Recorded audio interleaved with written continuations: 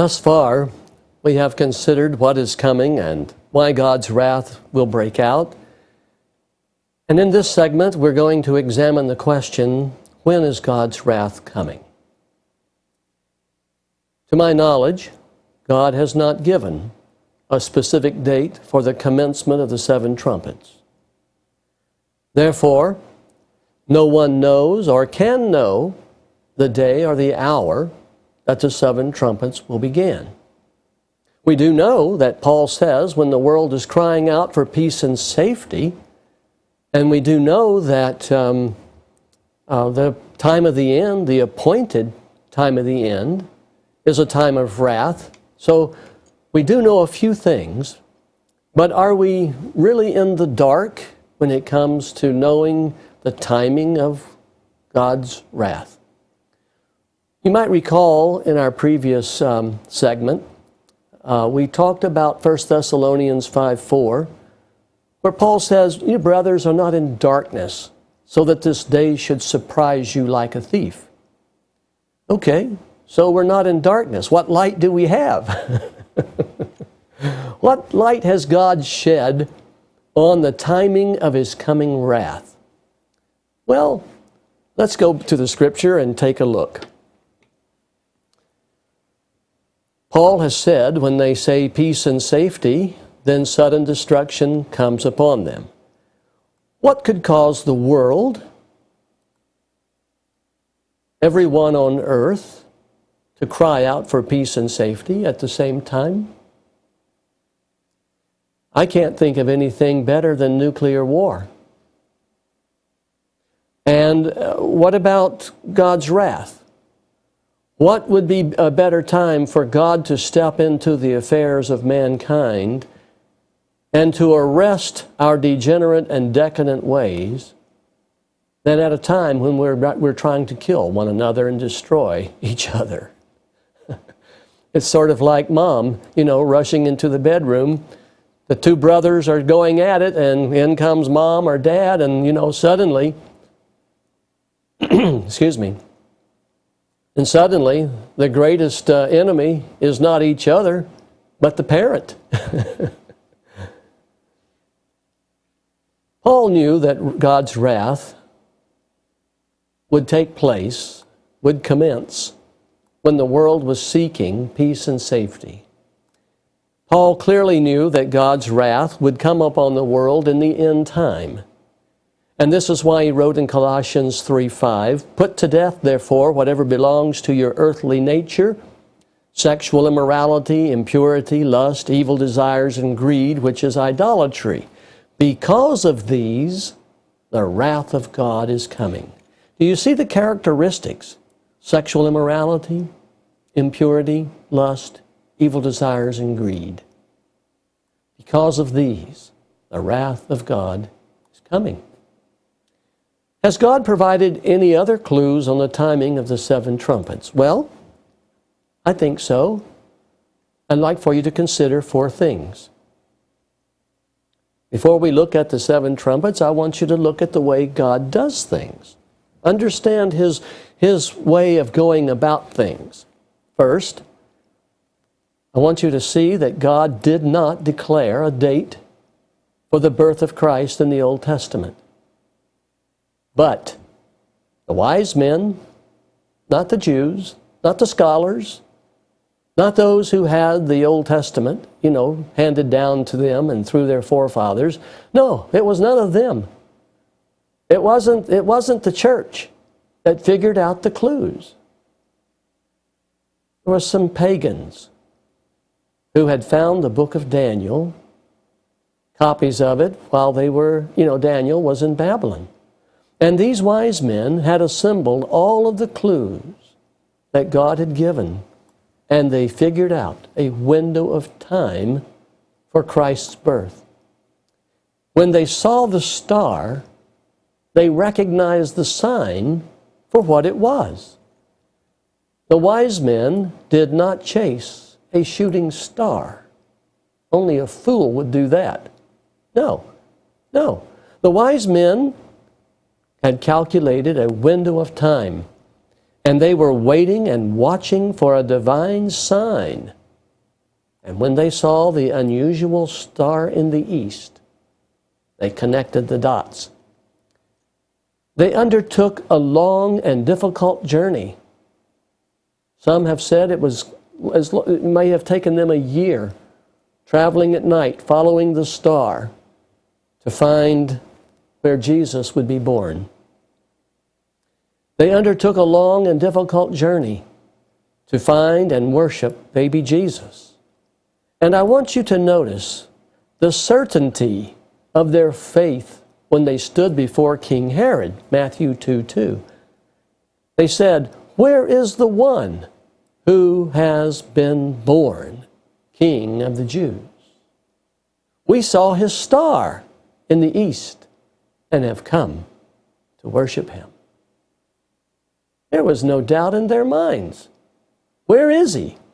We know he's been born because we saw his star. Okay, I want to summarize the point here that even though God did not declare a prophetic date for the birth of Christ, he did provide clues which the wise men understood on or about the time of fulfillment. And when the clues are properly assembled, a window of time is always discovered and expectation begins. In AD 27, expectation occurred. AD 27 is the 15th year of the reign of Tiberius Caesar, when Pontius Pilate was governor in Judea. And verse 15 says the people were waiting expectantly and were all wondering in their hearts if John might possibly be the Christ. How were they expecting if they didn't have any reason to be expectant? Well, many people understood in the 15th year of the reign of Tiberius Caesar that this was the commencement of the 70th week from the decree to restore and rebuild Jerusalem. And the people, some were musing, is John the Baptist the Christ? Is this the beginning? Is this the promise that we've been waiting for? Unto Messiah the Prince, there would be 69 weeks. Paul says, "You brothers are not in darkness, so that this day, the wrath of God, the commencement of the 7 trumpets, should surprise you like a thief." The second point that I want you to consider is back to Daniel 8:19. I've chosen this text because this is an easy one, because it says the appointed time of the end is a time of wrath. Now, where does the Bible describe the outpouring of God's wrath during the time of the end? Only one place, and that is the book of Revelation. Revelation describes 14 judgments, 7 trumpets, 7 bowls. And Revelation 15:1 says that the 7 bowls are called the 7 last plagues because with them God's wrath is completed. The presence of 7 last suggests the presence of 7 first plagues. But the 7 bowls are called the 7 last because with them God's wrath is completed. The 7 trumpets are the 7 first plagues, the 7 bowls are the 7 last plagues, and together this takes 1,335 days. So summarizing the second point here is that Bible prophecy predicts the time of the end will be a time of wrath, and God's wrath will be completed during the 7th bowl. All right?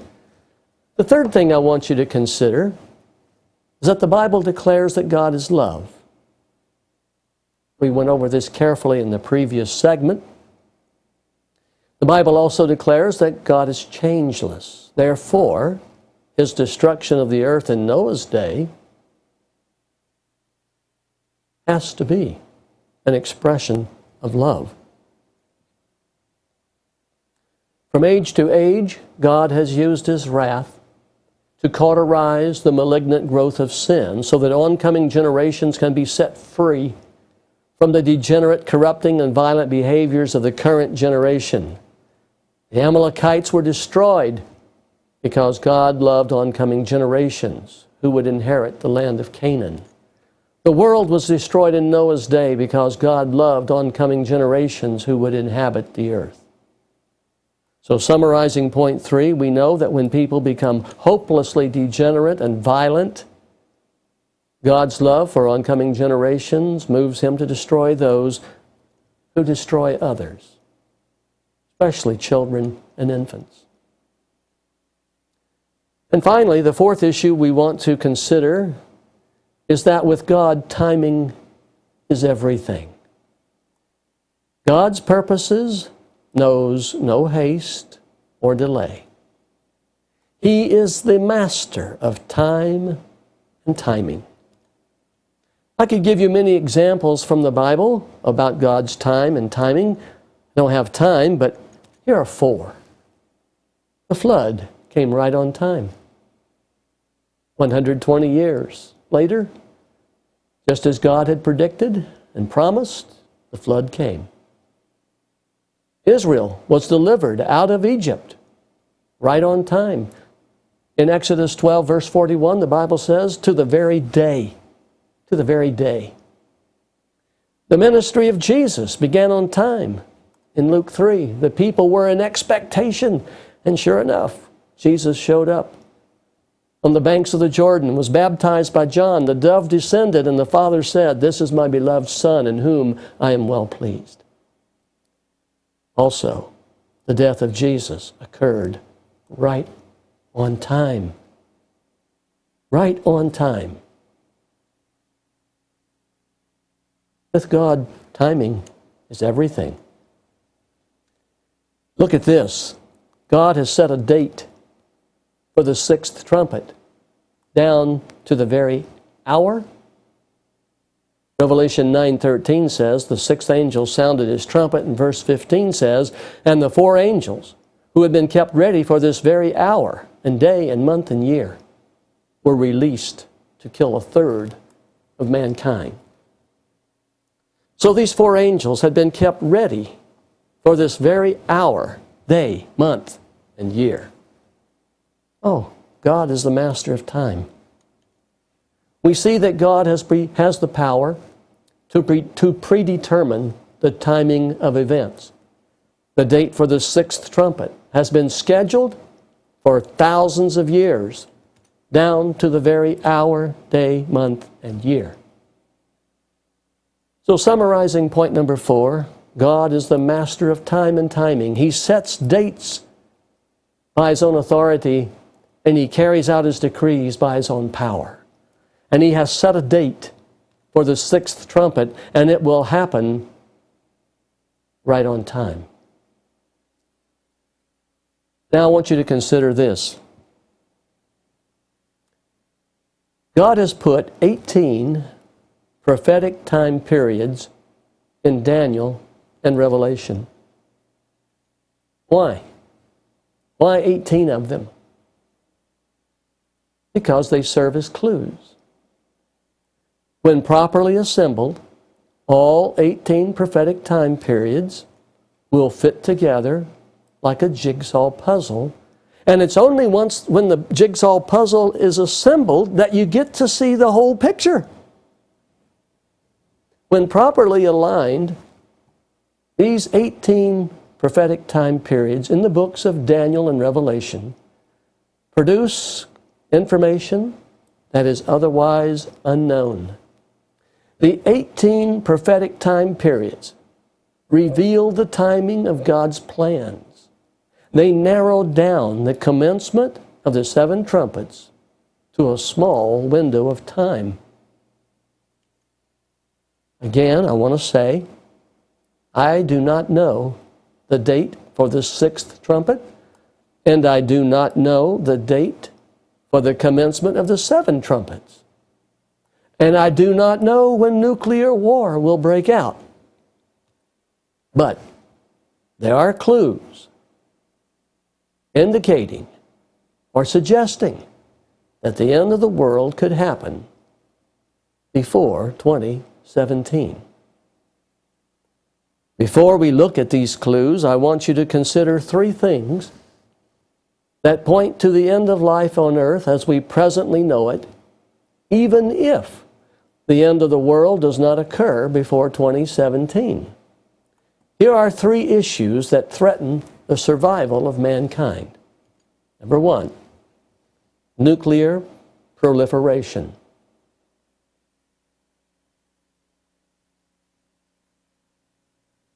This will lead to nuclear war.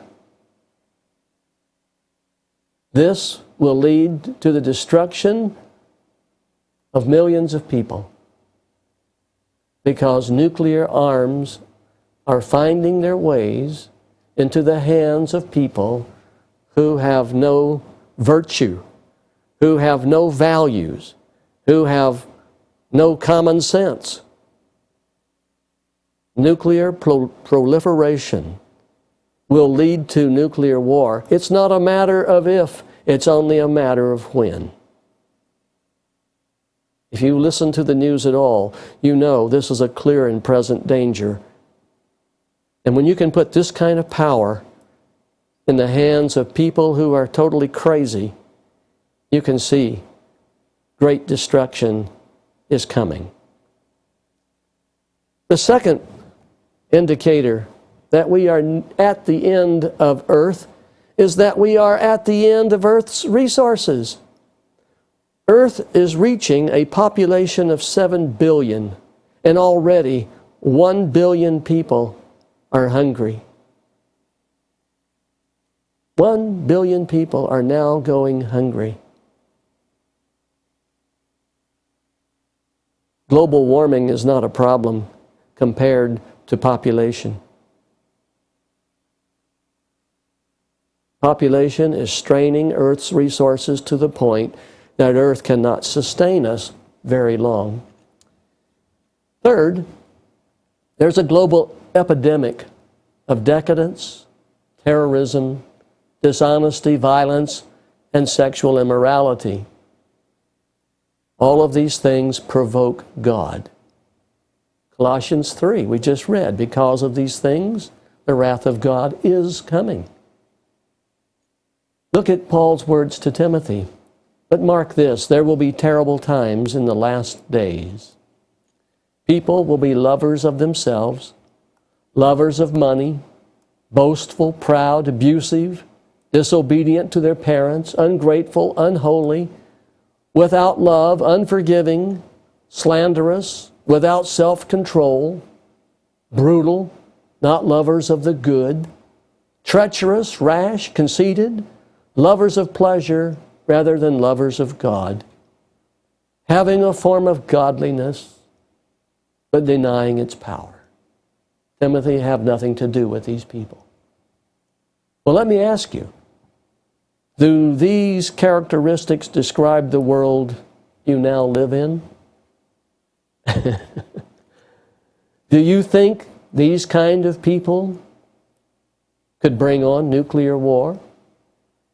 Do you think these kind of people will use predatory violence in order to survive or to execute hatred? Do you think these kind of people will arouse the wrath of God? Yes, yes, yes.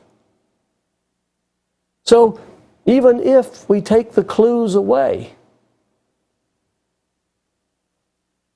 we have three indicators: nuclear proliferation, a population of 7 billion and no way to feed them, and people whose characters are totally worthless, disgusting, degenerate, decadent.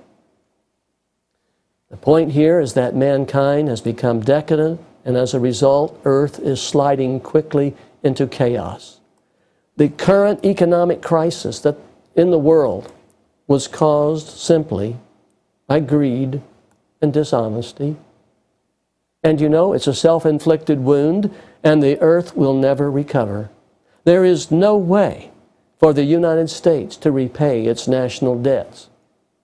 And if our situation is dire, what about other nations that are already bankrupt You see, the sword of payday hangs over the nations by a thread. What you sow, you have to reap. Every person acquainted with research knows that digging the truth out of God's hand is hard work. Thomas Edison spent 4 years working on the light bulb, and he was interviewed one day by a young reporter who asked the inventor if he felt like a failure. Edison replied, "Young man, why would I feel like a failure? And why would I ever give up? I now know definitively over 9,000 ways that an electric light bulb will not work. Success is almost in my grasp."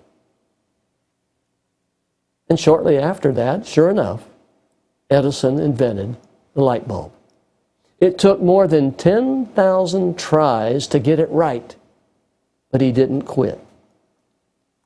I've used Edison's story to help you understand that my understanding of God's clues remains a work in progress. So, with these things said, I'm going to show you 3 clues why I believe the Lord will come prior to 2017. Now, that doesn't mean it's going to happen. I'm just showing you why I have the conclusion that I carry, that I hold, that I have. Here they are. Number 1, we know that the book of Daniel is sealed up until the time of the end. I believe the book of Daniel has been unsealed. I believe that Bible history and Bible prophecy all perfectly align so that the Great Week and the Grand Week all fit together with incredible precision. All right, let's talk about the book of Daniel unsealed for a minute. I want to try to explain something to you, what was sealed up in the book of Daniel. And so let's go to the visualizer here. I'm going to draw something to see if this will make any sense to you. Here is, when I was showing you the wedding cake earlier, I was showing you how that we have different prophecies and they link up and line up with each other so that we can figure out where we are in the course of time. And these prophecies all stack up together, and God has put in these prophecies there are 17 of these prophecies, okay? But God has put into these prophecies 18 prophetic time periods.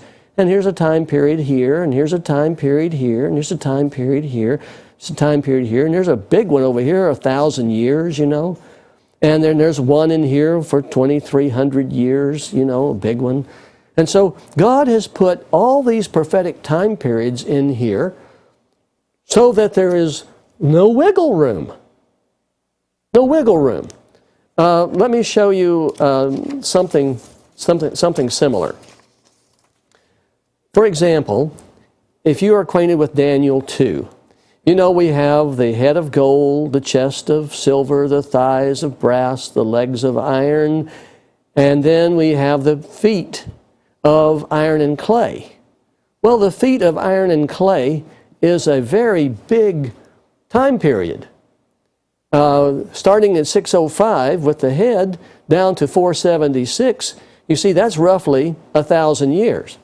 Well, from 476 to 2010, roughly 1,500 years.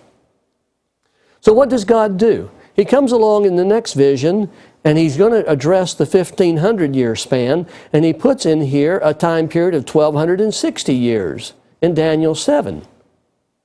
So now we have gone from the commencement of 605, we've jumped down to 1798, which is the conclusion of the times, and dividing of time stated.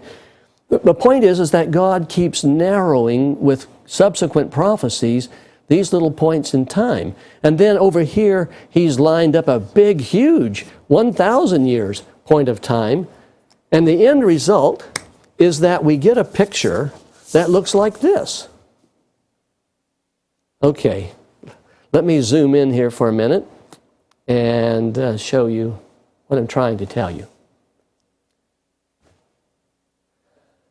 Adam and Eve lived in the Garden of Eden for a short time before sin. But the day that sin occurred, God kicked into motion, the plan of salvation. And I believe this plan of salvation is 7,000 years long, because a day with the Lord is as 1,000 years. David says that, and so does Peter. A day with the Lord is as 1,000 years, and 1,000 years as a day. And so, if we follow the 1,000-year, the weekly template, the weekly cycle, each day representing 1,000 years, this makes the 1,000 years of Revelation 20 the Sabbath millennium, during which the land, earth, will receive its rest from the works of sin. And we can track our position. If we, and this is the second point in my conclusion as to why we're living at the end of time, is because when you add up the genealogical records, let me show you this. Let's zoom in a little bit closer. So, if we take the Bible as it reads, and believing that it is accurate, when Adam was 130, Seth was born, and when Seth was 105, Enosh was born, and when Enosh was 90, Kenan was born, and when Kenan was 70, Mahalaleel was born, etc. So we have a total of 1,656 years from the creation of Adam down to Noah's flood. Bible record is very clear on that. Now, you see I have this called 1,646 actual years. The total is 1,656, but it's actually 10 less because the ancients used a method of counting called inclusive counting. Let's suppose David sits on the throne and reigns 5 years, 1, 2, 3, 4, 5. And then let's suppose in his 5th year, he appoints his son Solomon to reign for 5 years. So Solomon's 1st year and David's 5th year are the same year. So Solomon reigns 5 years. You don't just add the two numbers together and get 10 years. David 5 and Solomon 5. No, the actual elapsed time is 9. 9 are counted, but the actual is 9 elapsed years because of this phenomenon of inclusive counting. So when we count Adam, Seth, Enosh, Canaan, Mahalaleel, Jared, Enoch, Methuselah, Lamech, Noah, when we count these 10 regenerations, we have to subtract 10 from the actual number, from the total, to get the actual elapsed time, 1,646 years. And then if we come to the flood, and we go down through the offspring as recorded there in Genesis, and down to the time of the Exodus, we get a total of 942 years and subtract out the 11, and the actual time is 931 years. This leads me to the conclusion that the world was created in 4014 BC. 4014 BC, the world was created. Sin began, I'm thinking, Adam and Eve lived in the Garden of Eden approximately 30 years before they sinned. That takes us down to 3985 as the commencement for sin. I understand the date of the flood to be 2368 BC, and I understand the Exodus to be 1437 BC. And this date of the Exodus can be proven from the Scripture with incredible precision, using God's way of counting, using His Jubilee cycles. And so from 1437 BC, if we count off 70 Jubilee cycles, this takes us down to 1994. And in 1994, the 7 angels who were given the 7 trumpets, because the time for God's wrath had come, but we've been waiting, according to Revelation 7, for the selection and sealing of the 144,000. And here is the Great Tribulation, the 1,335 days. And here is the 1,000 years of the sabbatical rest that occurs after the second coming, which occurs, at the seventh bowl, at the end of the seven last plagues, the 1,000 years, and then at the end of the 1,000 years, sin is destroyed. Well, when we put this all together, what does it tell us? Well, it tells us that the 7,000 years lines up as a millennial week. There you have it. Adam and Eve are in the Garden of Eden a short time before sin begins. Then we have 1,000, 2,000, 3,000, 4,000, 5, 6, and 7. In other words, the only reason, think about this for a moment, the only reason that we need to know about the 1,000 years after the second coming, the only reason we need to know about this before the second coming is so that we can put all the clues together and figure out the millennial week.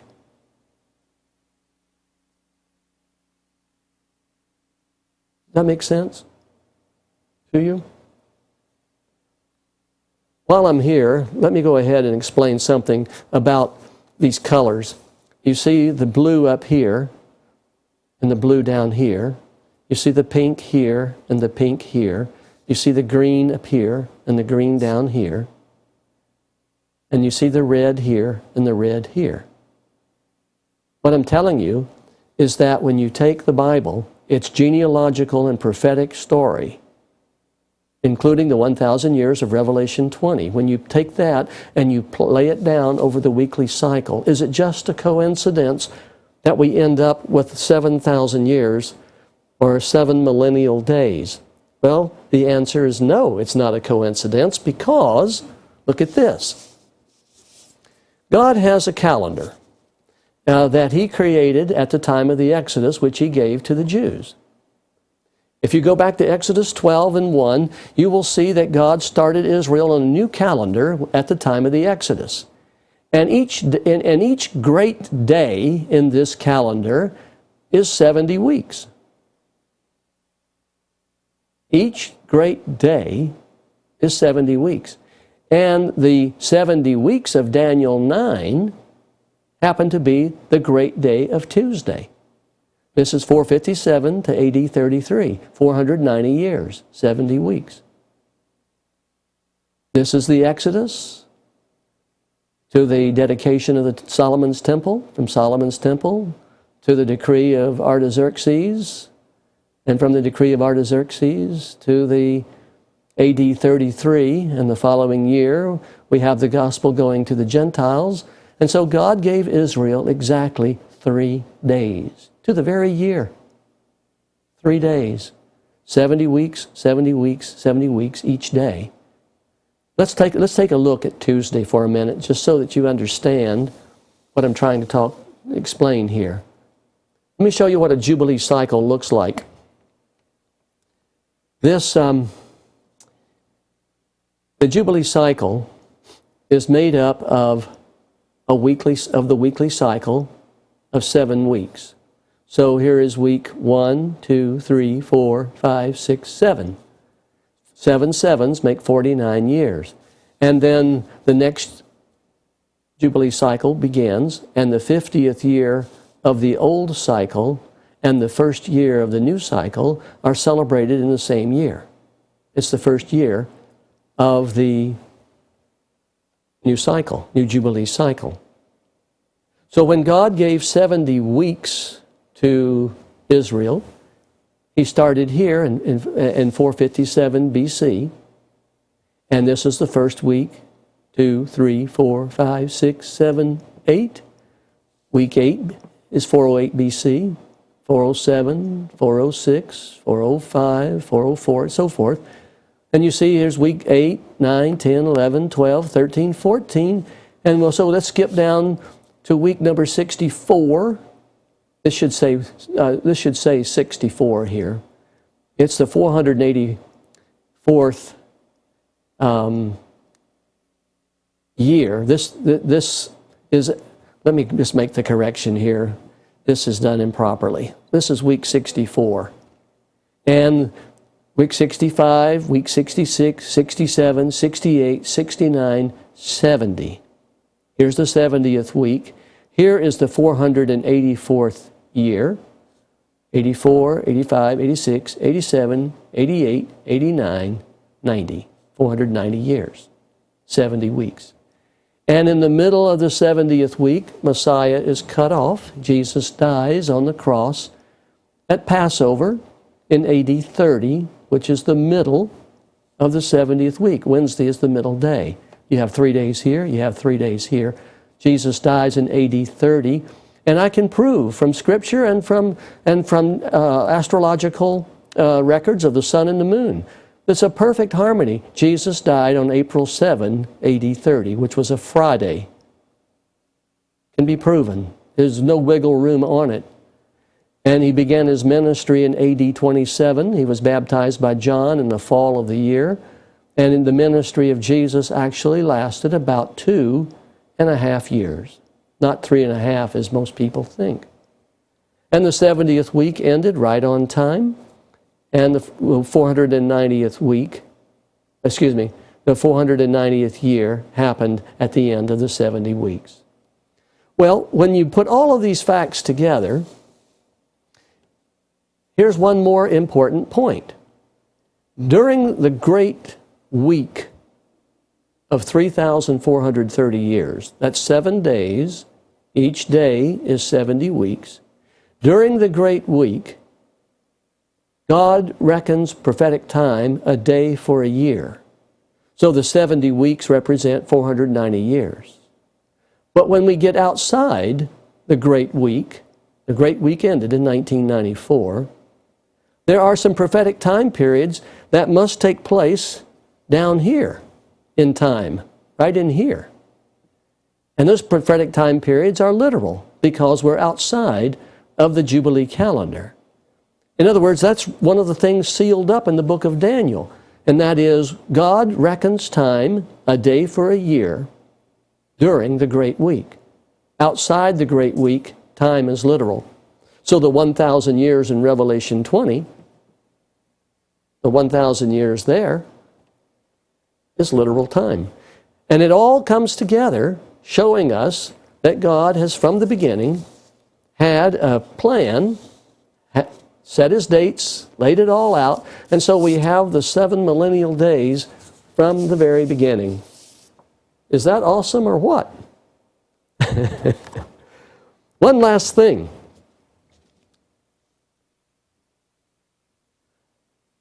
This is a chart showing how all the prophecies, all 17 of them, line up with each other. And they overlay the same timeline, and they link up together with incredible precision. For example, look at the Dark Ages, 1,260 years. Down here in Daniel 7, the little horn, chases or persecutes the saints times and half a time. And this is the same time period in which the dragon chases the woman up here in Revelation chapter 12, verse 6 and 14.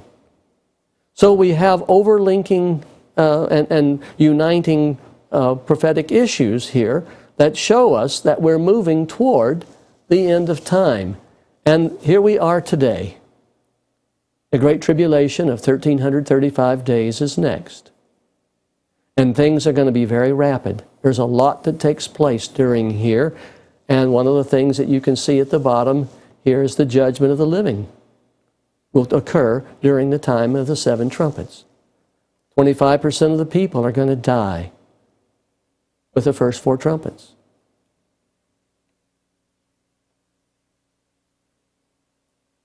There's many, many timing issues and considerations, but when you put them all together, there's no wiggle room. Let's go back to the computer screen so that I can wrap this up, and before we run out of time, I've made just a big mess here. The angel told Daniel, "Go your way, Daniel, because the words of your book are closed up and sealed until the end, the time of the end." I believe the book of Daniel has been unsealed. In other words, the keys that govern the interpretation of prophecy have been discovered. The second reason that I believe we're at the very end, Bible history and Bible prophecy all put everything together in 7,000 years. In other words, when all of the genealogical records and all of the historical events recorded in the Bible are combined with the 18 prophetic time periods defined in Daniel and Revelation, it appears to me the end of the Friday millennium could occur on or before the year 2017. Actually, for a number of reasons beyond this study, August 2011 may be a date of interest for the nuclear war and the commencement of the seven trumpets, but I can't be sure. If it does prove to be significant, a significant date, then the end of the world would occur 1,335 days later in April of 2015. Of course, we'll have to wait and see. Finally, God's great clocks. There is perfect harmony between the Great Week and the Grand Week. The Great Week and the Grand Week. These are terms that I use to describe the connection, the relationship between these two calendars. Let me show you this one more time so that you can see what I'm trying to say. Let me set the computer up here for you so that you can see the Great Week and the Grand Week. Let's go to the visualizer. There we go. Okay, the Grand Week, 7 days, each day 1,000 years. The Great Week, each day of the week, 70 weeks, 490 years. During the Great Week, prophetic time is translated a day for a year. But once the Great Week ends in 1994, there's no more translation of time, and now the Grand Week. All the harmony of all of these parts come together with an incredible precision. It's just too perfect to be a coincidence. Perfect harmony. Truth is proven by the harmony that comes from the sum of all its parts. The Bible tells us what is coming in considerable detail. The Bible tells us why God's wrath is coming. It tells us why a God of love has to do what He doesn't want to do. We can see that the world is on a collision course. Nuclear proliferation is a clear and present danger. The population of the world is a far greater problem than global warming. 1 billion people are starving already. There is a global epidemic of lawless and immoral behavior. The H1N1 virus is nothing compared to the evil virus of greed, dishonesty, and sexual immorality that has overtaken the hearts of millions of people. And finally, the prophetic time periods indicate that the commencement of the Great Tribulation is very near. I am watching and waiting. I am filled with anticipation that the end of all things is near, and I hope you are too. I hope you will watch this DVD a couple of times. I hope you will pray about the things you've heard. I hope you will search the Scriptures with renewed interest. I also hope you will visit our website. Lots of information is there which you can freely download. And may the Lord help us to wake up and be ready for His appearing. Remember this, it's not the day of the second coming that will catch the world by surprise. Rather, it is the commencement of God's wrath. The commencement of the Great Tribulation will happen suddenly, with people crying out for peace and safety. Many will be caught with an overwhelming surprise. As it was in the days of Noah, so shall it be at the coming of the Son of Man. Well, dear friends, we're out of time. I hope you've enjoyed this study, and I hope it will just inspire you to study as you never have before. May God bless you, is my prayer.